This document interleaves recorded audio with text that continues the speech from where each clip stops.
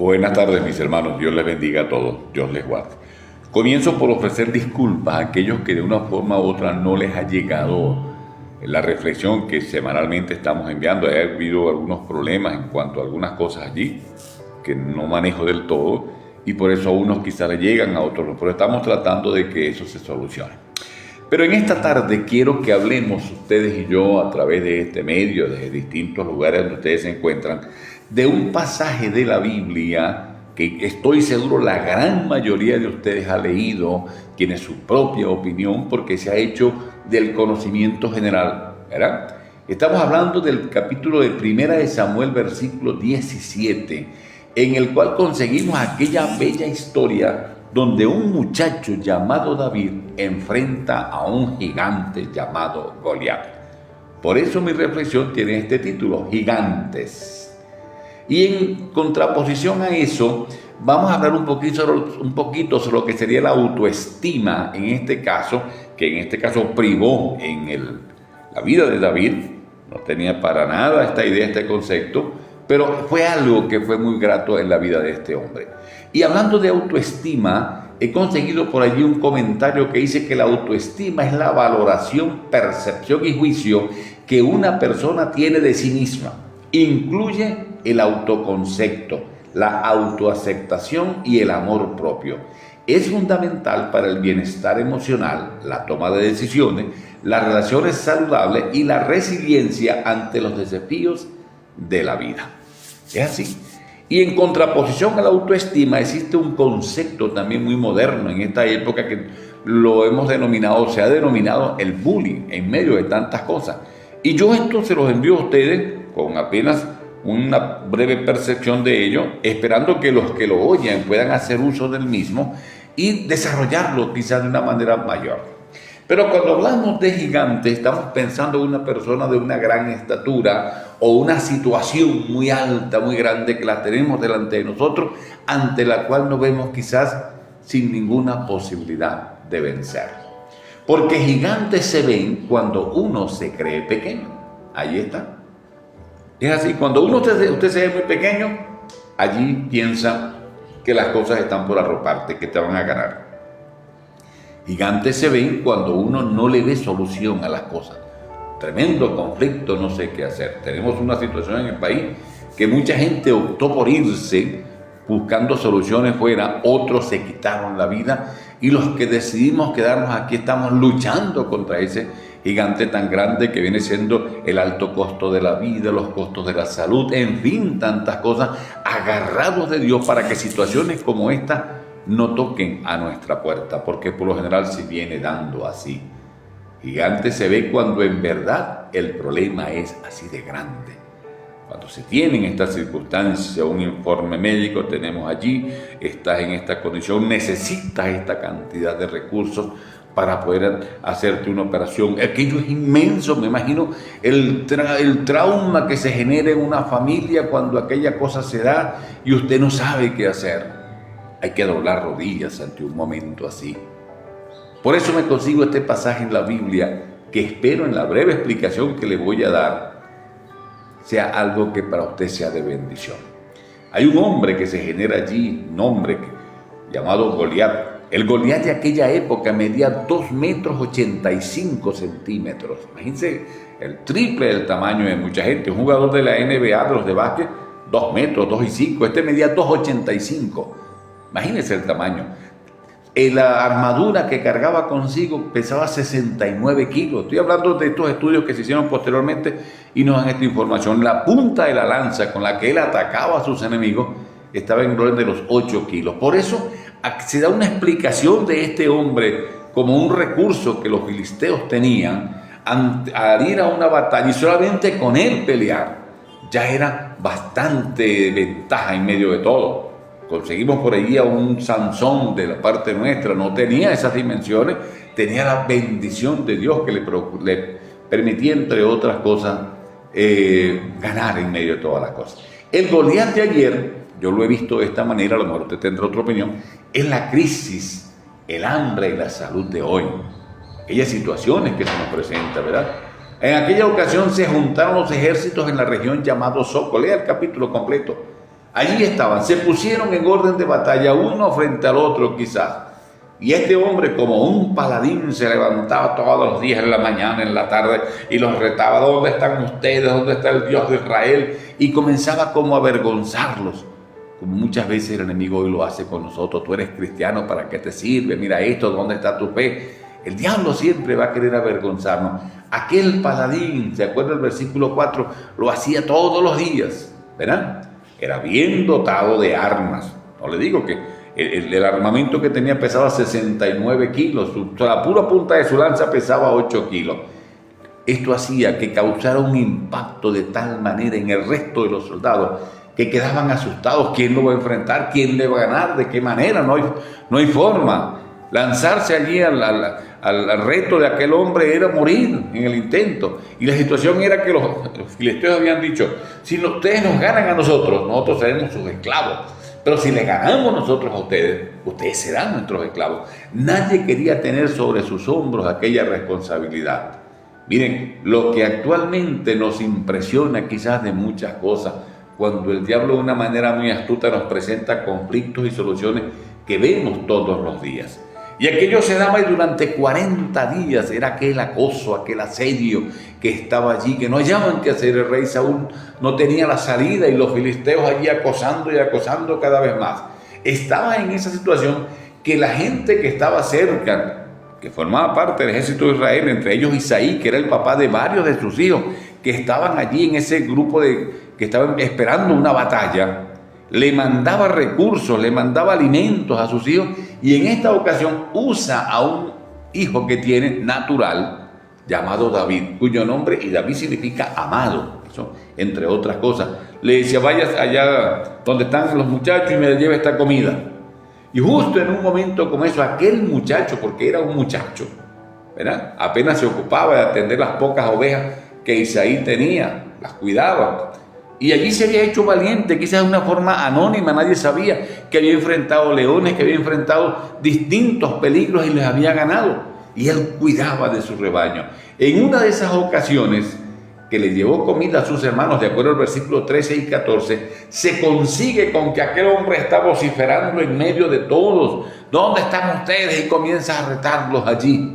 Y dijo cualquier blasfemia en contra de Jehová, en contra de Dios. David dice que se molesta, dice la palabra: ¿quién es este incircunciso? Que así le dice, una manera de ofenderlo también, que se atreve a retar al Dios de Israel. Ahí está. Alguna gente lo miró como lo pudo ver, el que lo escuchó. Y este muchachito, ¿qué se cree? ¿Por qué piensa de esta manera, verdad?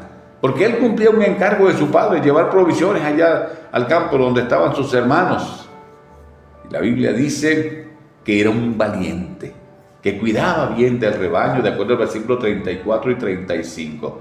Pero es interesante que David oyó el reto y preguntó: ¿qué harán al que venciere este hombre? Porque imagínense, ante un peligro tan grande debe ser algo por demás especial. Bueno, le dijeron, entre otras cosas, el rey ha dicho que no pagaría más impuestos. El rey ha dicho que tendría un lugar en la corona y como premio especial le dará a su hija para que se case con él. ¿Qué te parece? Allí había como una oferta muy tentadora para que cualquiera se lanzara, pero los que lo analizaban de forma lógica decían: no, esto no se puede hacer. Como muchas veces usted viene al Evangelio, viene al Señor, y a muchos les parece una locura cuando tú vienes ya entregando a tu vida a Dios lo que te queda en medio de un cáncer, de una situación que no sabes qué hacer, pensando: ¿qué me dará Dios? Te dará la vida eterna, te dará muchas cosas que quizás el mundo no te ha podido dar hasta ahora. Mis hermanos, es importante que veamos, ¿verdad?, que Satanás reta a los escuadrones de Dios todos los días y se nos presentan cosas en las que procuran avergonzarnos, como lo hacía Goliat. ¿Ustedes qué hacen? Miren esto, miren aquello. Y se celebra cuando por alguna razón alguno de los nuestros ha caído en una situación y aquello se presenta como la peor condición. Mire, esto que es cristiano, que es evangélico, es un Goliat gritando todas estas cosas. Había un premio y hoy Dios da un premio a aquel que venciere. Dice la Biblia: le haré la corona de la vida. Porque no será fácil, será una lucha. Llegar al Señor no es que usted estará sin problemas, habrá conflictos, habrá un Goliat allí enfrente tuyo, enfrentándote todos los días. La Biblia dice que Satanás pidió a Pedro para zarandearlo. Y a lo mejor Satanás un día pedirá tu nombre para zarandearte, pero qué bueno que tenemos a un Dios maravilloso que está de nuestro lado. Hermanos, surgen problemas aún hoy, en tu propia familia, incluso en tu propia iglesia, que no te dan el valor, que no te respetan, que en fin, tantas cosas. Cada quien quiere su propio Goliat en lo particular. Miren, aún el rey, dice la Biblia, en el versículo 34, cuando aquellas cosas llegaron, dijeron, mira, hay un muchacho allí que está diciendo que puede enfrentar a ese hombre. Muchacho, y lo llevaron delante del rey, porque él era amigo de Jonatán en medio de todas las cosas, ¿verdad? Y entonces viene y le dice, pero tú eres un muchacho, no creo que tú puedas hacerlo. Pero nadie más se atrevía a tomar aquella decisión. Yo creo que muchos dicen, no, lo que estás loco. Ese es lo que estás loco. Como cualquiera dice de ti cuando llegas al Evangelio, tú lo que estás es loco, eres un fanático, cualquier cantidad de cosas. A Dios no se le ama de esa manera y cada quien tiene su propia opinión al respecto. El versículo 34 dice que aún el rey quiso quizás hacerlo desistir por verlo como un muchacho, pero David confiaba plenamente en su Dios, no en sus fuerzas. Qué bueno cuando tú tienes esa confianza plena en un Dios maravilloso. Y no eres el religioso que mucha gente considera, porque no te hace cristiano que asistas a una iglesia, no, te hace cristiano la percepción que tú tienes de Dios contigo en medio de los conflictos. Mis hermanos, y allí es importante que le cubrieron, bueno, dice el rey, bueno, es la única opción que tenemos, no hay nada más. Y los hermanos de David que trataron de hacerlo desistir, pero bueno, ¿qué te pasa? Tú estás loco, viniste para esto. Y él dijo, no, yo lo voy a hacer, no se preocupen. Y entonces el rey, en medio de todas las cosas, buscó su mejor armadura, buscó quizás su espada más filosa que tenía, le colocó un buen casco, dijo, con esto no te va a pasar nada, no hay problema, puedes ir. Y aquello estaba allí puesto y dispuesto para aquel que quisiera hacerlo. Y David se la pone y empieza a darse cuenta que no era de su talla, que no era de su medida, que no era lo acostumbrado para él. Mis hermanos, el Evangelio es un traje a la medida. Tú no puedes pretender ser cristiano siguiendo el comportamiento que antes tenía. Tienes que hacerlo de acuerdo a cómo lo vayas sintiendo. Le cubren con los recursos del rey y él dice, no, yo no puedo usar esto. No puedo usar esto. Miren, mis hermanos, si no hay una unción fresca, tus recursos no funcionan. Si tu relación con Dios no es cada día la más fluida, la más constante, haciendo uso de lo otro no va a funcionar. Por eso David le dice, venga acá, no, yo me defiendo con esto. Y sacó su onda, que era lo que él sabía sacar. Hoy le daríamos el nombre aquí en Venezuela de una gomera, una china, como se le dice también en medio de otras cosas. Él se despojó de todo eso y usó lo que sabía usar. Hay un recurso que Dios nos ha dejado.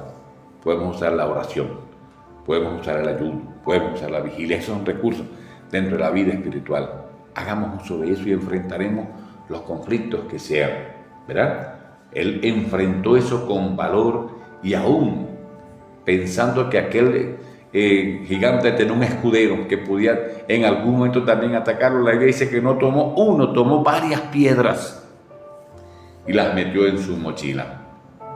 Y cuando acude que el gigante ve que viene bajando aquel muchachito y ve que trae unas piedras, dice, ¿acaso yo soy un perro?